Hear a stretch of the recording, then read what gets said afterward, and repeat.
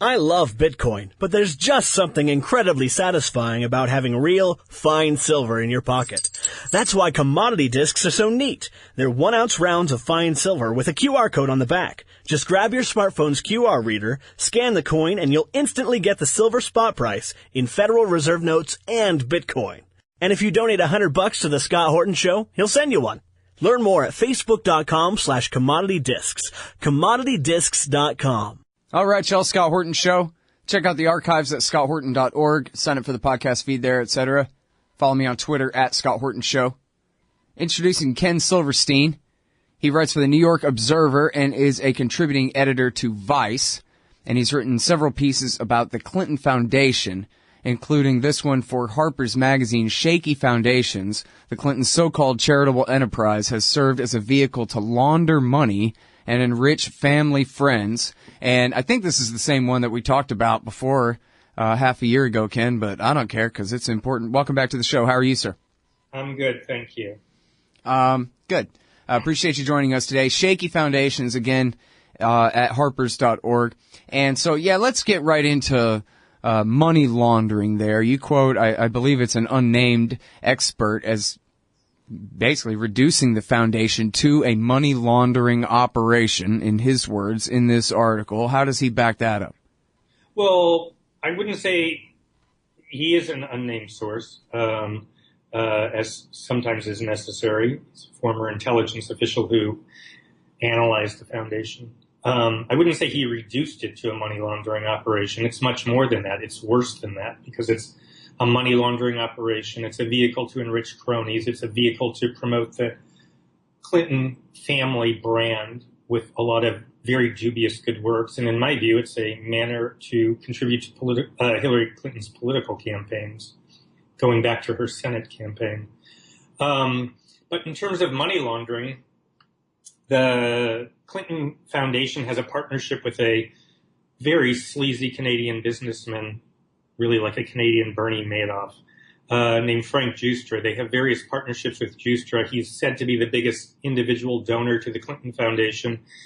And many of his donations have followed trips with Bill Clinton, where Bill Clinton did favors for him and helped him obtain concessions in various interests overseas, as in Kazakhstan and Colombia, for example.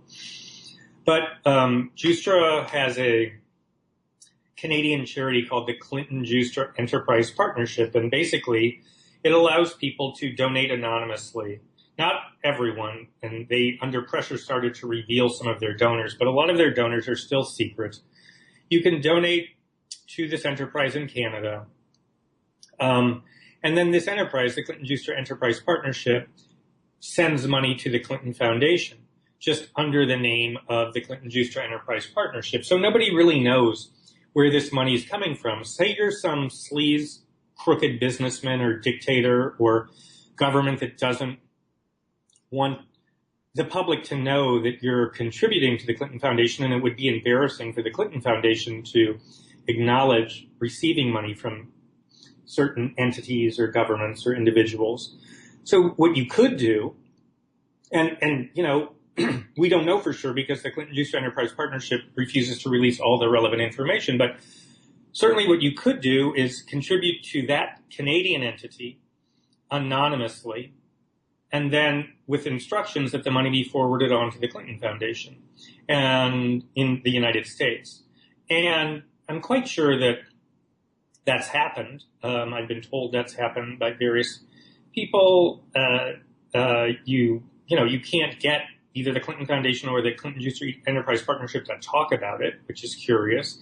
But it's just, it's obviously just a recipe for hiding contributions. And the foundation, to the Clinton Foundation, to me, it's, obviously it's an influence peddling operation. Obviously, the Clintons are terribly grateful for money you give to the Clinton Foundation.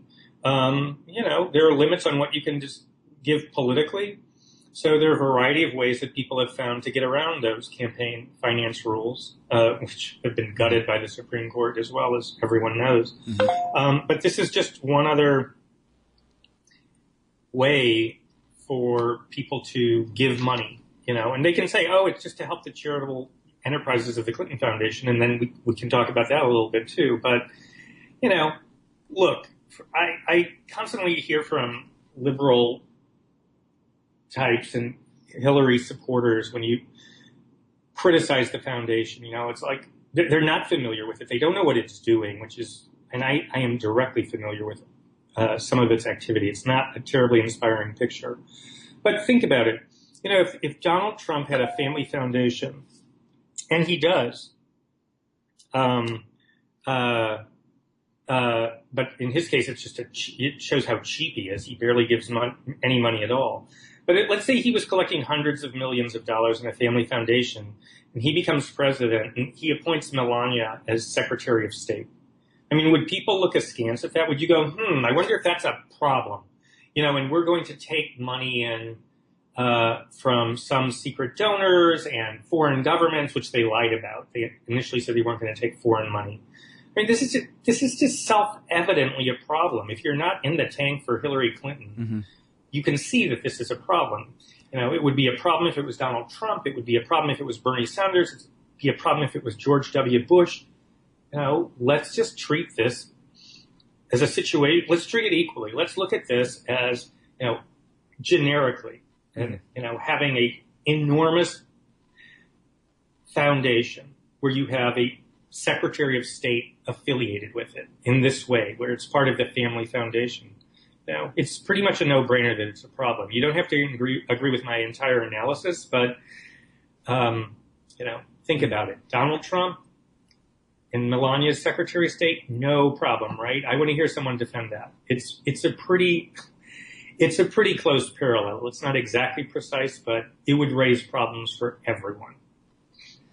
Well, and so this is the thing, too, is even if you don't want to take the most cynical view of it, you can, as you're saying, see how problematic it is, just the structure of having a foundation and having Hillary be the Secretary of State. But then, boy, when you elaborate in this article, I mean, it really gets, interesting, Ken. You talk about Equatorial Guinea sending money. That's the context of the money laundering quote there. Equatorial Guinea has to kick down money to this Canadian group, and that's how the money gets to the Clintons. Now, what interest in the world could the leadership of the government of Equatorial Guinea have in bribing, not just kowtowing to the American government and to the Secretary of State and her policies, but to the Secretary of State personally and her foundation and paying her what looks on the surface as, some kind of, basically bribe money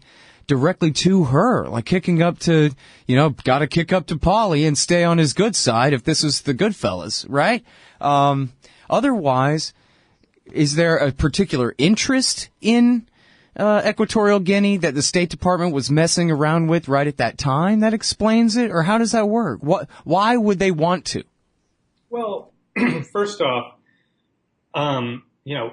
I'd ask another question. Why would Equatorial Guinea donate money to a Canadian foundation that was going to be passed on to the Clinton Foundation instead of doing it directly? And my response would be probably because it's too embarrassing for the Clintons to publicly take that money. And by the way, I asked them specifically about this contribution, which I cite to a money laundering expert and former intelligence officer, the Clinton Foundation and the Clinton Juice Enterprise Partnership, and they don't deny it. So, I would think that they would just flat out, if this was false, they would flat out deny it. But look, Equatorial Guinea is one of the worst, the government there is one of the worst in the world. The president, I mean, I can't believe I'm actually using that word. The dictator has been in power since 1979. He wins re-election every so often with 99% of the vote. They have a lot of interest in Washington. They've paid lobbyists. They've, done all sorts of things to win influence in Washington under the Clintons, under the Obamas, and prior to that, under various governments. Because there are American oil companies who have big investments over there. They've lobbied on behalf of Equatorial Guinea. They don't want to risk somebody, a president, saying, hey, do we really, really actually have to have a friendly relationship with Equatorial Guinea? The guy's a dictator. He's been saying he's going to hold honest elections for 30 years or so. He's obviously never going to do it.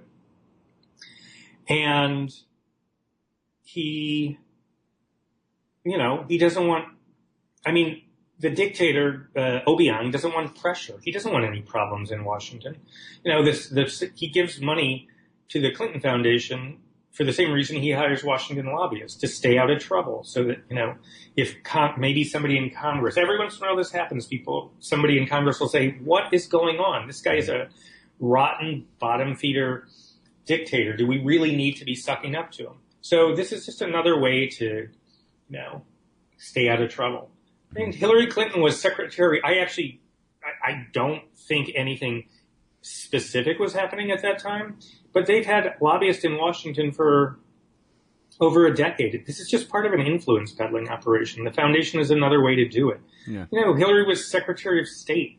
Am I right, though, that this seems a little bit beyond the pale compared to business as usual, right? You didn't have people directly bribing Colin Powell. They just sucked up to the Bush administration, the Bush government, right? I think it's something new and different, and it's Washington. There's been this slow, steady, and then sudden deterioration of any rules governing campaign finance to the point that, it's basically a free-for-all.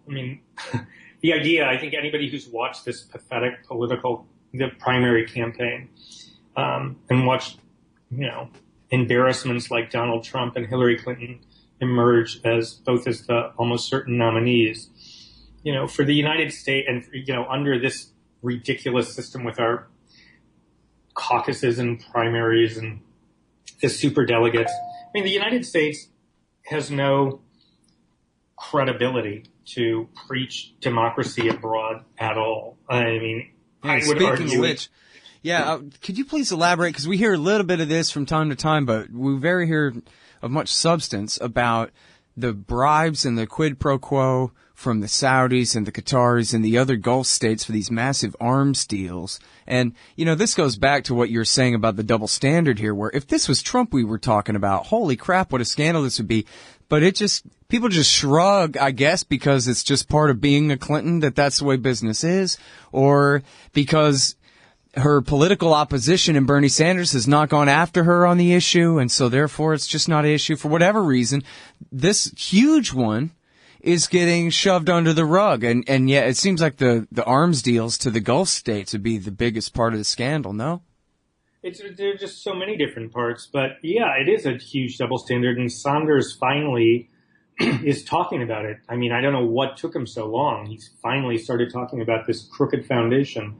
But yeah, there's a total double standard. If this was, Trump, I looked into Trump's foundation. I wrote a piece about it for Vice, and frankly, I didn't find much other than certain things that were amusing and, show that, he was donating money, basically. He was using other people's money instead of his own. He hasn't given money in years and years to his own foundation. The guy claims to be a billionaire, and yet he's incredibly cheap. He gave donations to a variety of strange causes, on and on and on. But we're talking about a tiny little foundation that, whatever you think of it, it shows how cheap he is.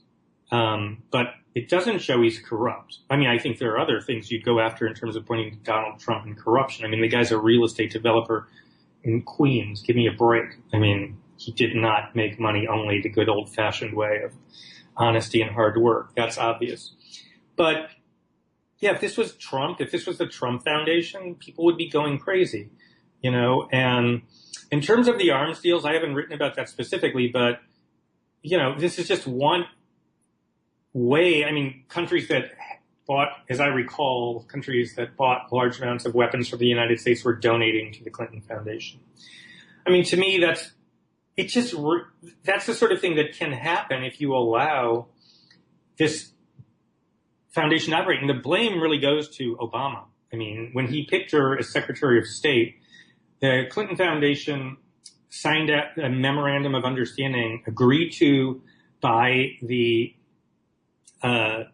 the Clinton Foundation and the Obama administration worked out a deal. And as I recall, Doug Bann, this sleazy guy who runs this consulting firm, Teneo, who all he does is trade on the Clinton family name. I mean, he's a total underachieving mediocrity who got rich. He was a top aide to Bill Clinton. But Doug Bann negotiated on behalf of the Clinton Foundation, and I think was Cheryl Mills, another highly dubious character who negotiated on behalf of the Obama administration. I could be wrong about that. I think it's in this story, though. But the Obama administration signed this memorandum of understanding and let them get away with this.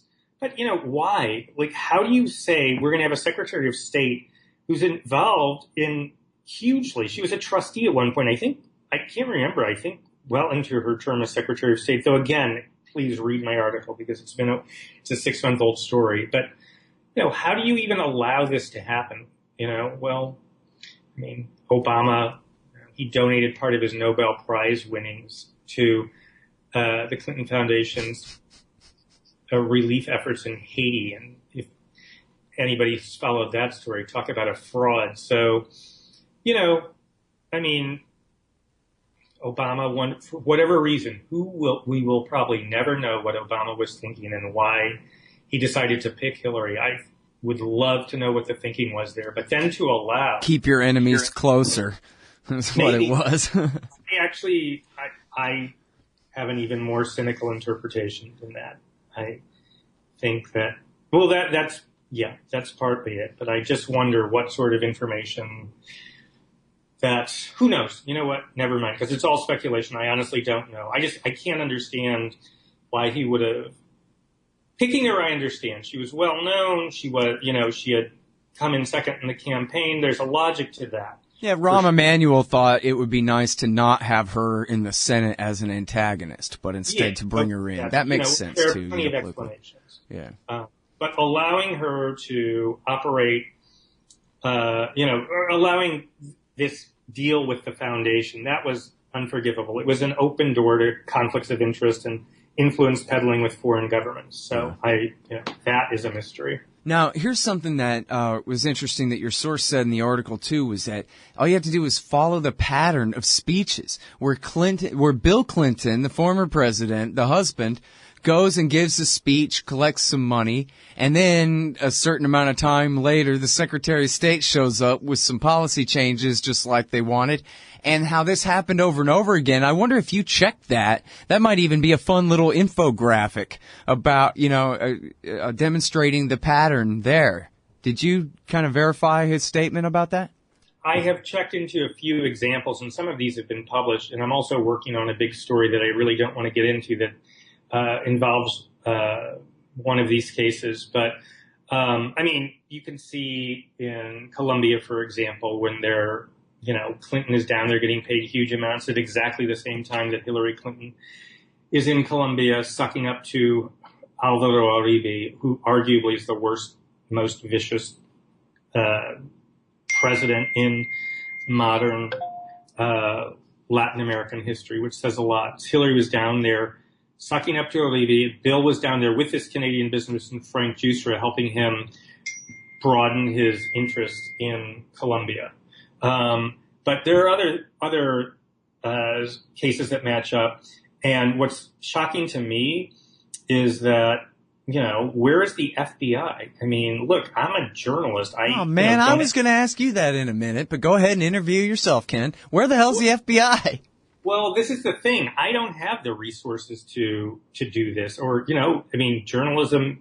If Scott, you would like to support me for the next few months, I'd love to have a go at it. But I'm sure you're in the same boat I am. We have resource limitations. There's only so many hours in the day, and I'm not funded to do that sort of research, and I don't have subpoena power, or the FBI. You do have Jason Leopold over there at Vice. You guys might make a hell of a team on this.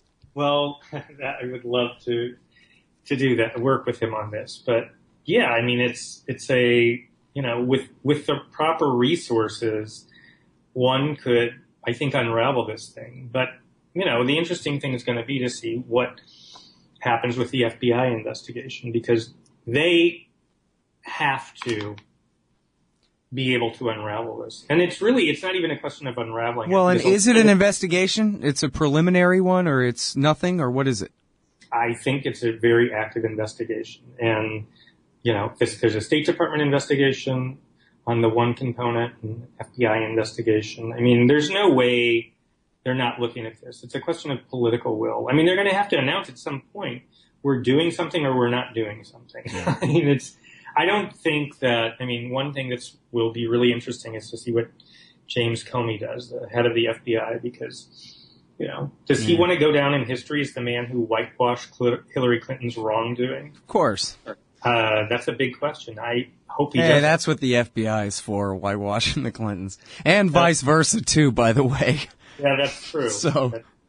All right, now let me ask you one more of these just because I want to leave everybody pissed off at the end of the interview.